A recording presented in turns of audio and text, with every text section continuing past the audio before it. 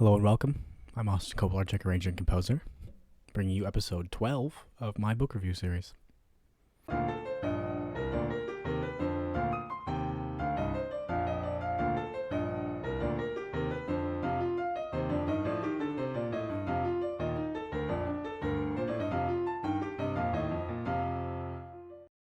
So this book has taken a while, probably because it's a bit different than other books I've read. There's a lot of arranging books, a lot of very theoretical, technical concepts. This is a bit different. Rather than discuss theory of pieces or techniques, it's just some conversations between friends, basically. It's kind of philosophical. It's kind of unique in how it talks about music. It's a fascinating combination of stories and transcribed interviews. Let's talk about Conversations by Steve Reich.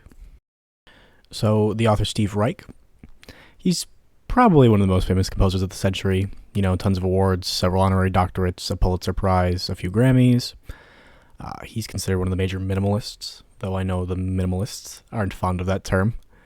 And he pretty strictly avoids using it in all of his stuff. So,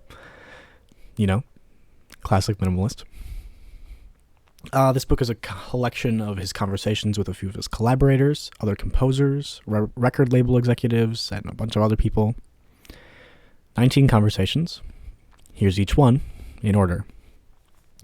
David Lang, award-winning composer, who was a fair bit inspired by Reich and one of the co-founders of the Bang on a Can ensemble. I can personally attest he wrote a very interesting bass clarinet solo that I've been working on for a while. Brian Eno, British composer, musician, and visual artist. Richard Serra, large-scale visual artist and sculptor. Michael Gordon, another American composer and another co-founder of the Bang on the Can ensemble. Michael Tilson-Thomas, an American composer, arranger, and pianist with a great number of awards for his work. Russell Hartenberger, one of the musicians from Steve Reich and the Musicians, and one of the most prominent percussionists in the world. Robert Hurwitz, a large figure in the record industry and former president of None Such Records, the company Reich has an exclusive contract with. Stephen Sondheim.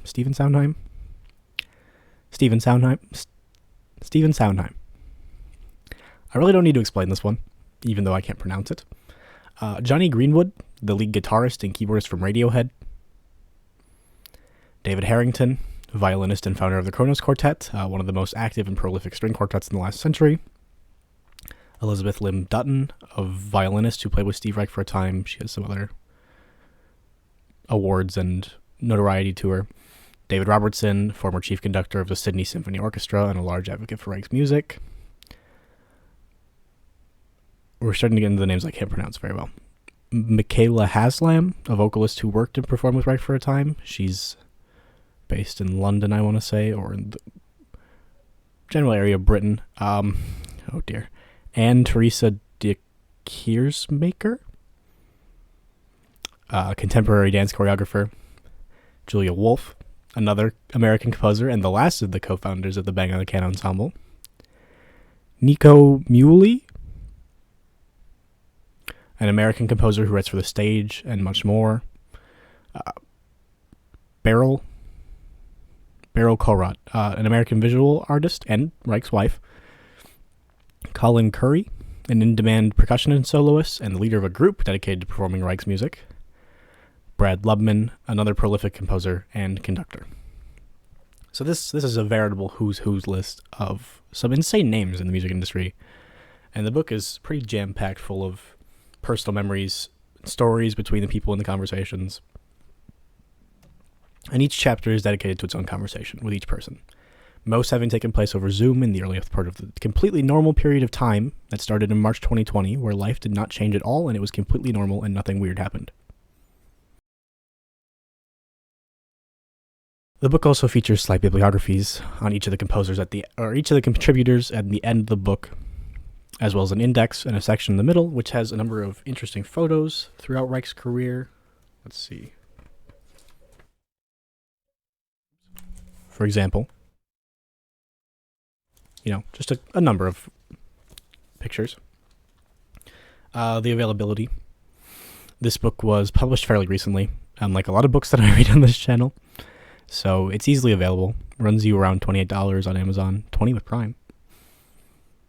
And I really enjoyed this book. It was a nice change of pace from the typical music books I read. You know, it's a lot of theory, technique, which is fair. I enjoy reading about that kind of stuff. But I like this kind of retrospective that Reich presents about his career. It really inspired me kind of philosophically, which isn't something that happens a lot when I read books for music, you know. I really enjoyed the interactions between everyone in this book. It really opened my eyes to how spread out this kind of career can be. You know, like the lead guitarist of Radiohead is in this book. How many composers can claim to be on such good terms with like incredibly famous rock band members? You know, that doesn't feel like a typical thing when you think big composer. I was also open up to the music of Steve Reich through this book. I hadn't listened to much of it. I was familiar with the seminal classic Music for Pieces of Wood, mostly because I thought it was funny, and I still do. You know, I listened to a lot of his work while reading this. You know, Piano Phase, Music for 18 Musicians, and it was very inspiring. In fact, as I've been quite busy lately with my junior recital, I performed a piece I wrote inspired by his style of music, which you can see the score and audio here. Now, if you've read about the book or are planning to, if you read the book or are planning to, or you have strong feelings on Steve Reich, feel free to tell me in the comments. Of course, if you enjoyed the review, feel free to like the video, go over to my other reviews, subscribe to the channel. I've got a lot of music on here now, something that you'd think a composer would have more of. But yeah, keep up to date with what I've got going on. So thanks. That's all. I'll see you next time.